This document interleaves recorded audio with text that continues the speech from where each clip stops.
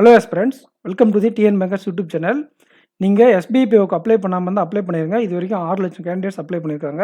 Last year வந்து உங்களுக்கு 10.32 candidates apply பண்ணியிருந்தாங்க. பட் இந்த வருஷம் 6 லட்சம் பேர் தான் அப்ளை பண்ணியிருக்காங்க.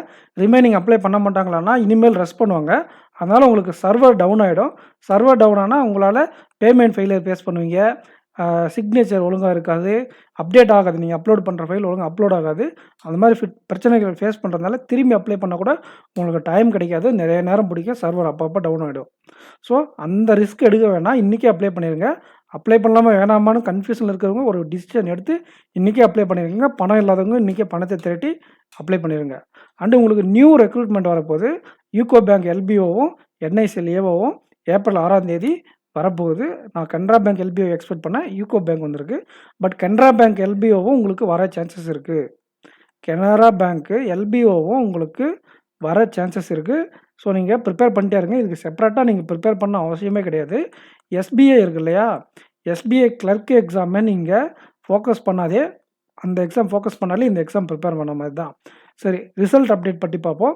ரிசல்ட் அப்டேட்டை பற்றி பார்க்கும்போது உங்களுக்கு இந்த வாரம் எண்ட்லேருந்து அடுத்த வாரம் எண்டுக்குள்ளே எல்லா ரிசல்ட்ஸும் வந்துடும். யூனியன் பேங்க் ஆஃப் இந்தியா இந்த வந்துடும்லாம் இல்லை, கிடையாது. பேங்க்குக்கிட்ட ரிசல்ட் இருக்குது, உங்களுக்கு எப்போ வேணாலும் அவங்க பப்ளிஷ் பண்ணுவாங்க. கரெக்டாக இந்த டேட்னு பர்டிகுலராக யாருன்னா மென்ஷன் பண்ணி சொன்னால் கூட அப்படி கிடையாது. ஃப்ரெண்ட்ஸ் நிறைய பேர் டெலகிராம் சேனல் வந்து சொல்லிட்டுருக்கீங்க, அது கிடையாது. அவங்க எப்போ வேணாலும் ரிசல்ட் யூனியன் பேங்க் பப்ளிஷ் பண்ணுவாங்க.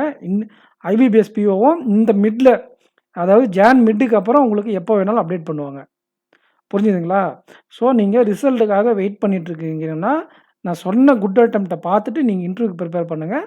இன்டர்வியூக்கான மெட்டீரியல் நம்ம டெலகிராம் சேனலில் இருக்குது, போயிட்டு ப்ரிப்பேர் பண்ணிக்கோங்க. ஃப்ரீ சோர்ஸஸ் தான், அவங்களுடைய ஃப்ரீ சோர்ஸஸ் தான் எடுத்து கொடுத்து வச்சுருக்கேன்.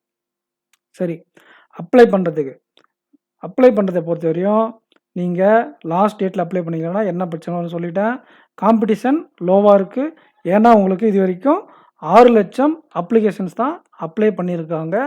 இன்னும் எவ்வளோ அப்ளை பண்ணுறாங்கன்னு நான் கண்டிப்பாக உங்களுக்கு 17ஆம் தேதி மார்னிங் இல்லைனா ஆஃப்டர்நூன் அனௌன்ஸ் பண்ணுறேன். எவ்வளோ அப்ளிகேஷன்ஸ் எஸ்பிபிஓக்கு ரெஜிஸ்ட்ரேஷன் பண்ணியிருக்காங்க, என்ன காம்படிஷன் அப்படிங்கிறத நீங்கள் தயவு செஞ்சு அப்ளை பண்ணுற ஐடியா இருக்கிறவங்க போய் அப்ளை பண்ணிடுங்க. நாளைக்கு வரையும் வெயிட் பண்ணாதீங்க, பண்டிகை பிஸியில் அப்ளை பண்ண மிஸ் பண்ணிடுவீங்க. நியூ ரெக்ரூட்மெண்ட் 2 வந்திருக்கு ஆல்ரெடி. நமக்கிட்ட எஸ்பிபிஓ, எஸ்பிஐ கிளர்க், என்ஐஏசிஎல் அசிஸ்டண்ட்டுக்கும் உட்காந்து ப்ரிப்பேர் பண்ணுங்கள். டைம் நெருங்கிடுச்சு, உங்களுக்கு இன்னும் 12 நாள் கரெக்டாக இருக்குது.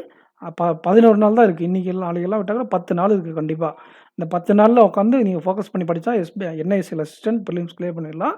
உட்காந்து ஸ்பீட் ப்ராக்டிஸ் பண்ணுங்கள். உங்களுக்கு அதுக்கு தேவையான பசில்ஸ் வேணால் நான் ட்ரை பண்ணி கொடுக்குறேன். நான் ஆல்ரெடி எஸ்பிஐ கிளர்க் மெயின்ஸுக்கான சீரியஸ் கொண்டு போயிட்டுருக்கேன். அந்த எக்ஸாம் நீங்கள் ப்ரிப்பேர் பண்ணாலே யூகோ பேங்க்கும் என்ஐஎஸ்எலுக்கும் ப்ரிப்பேர் பண்ண மாதிரி தான்.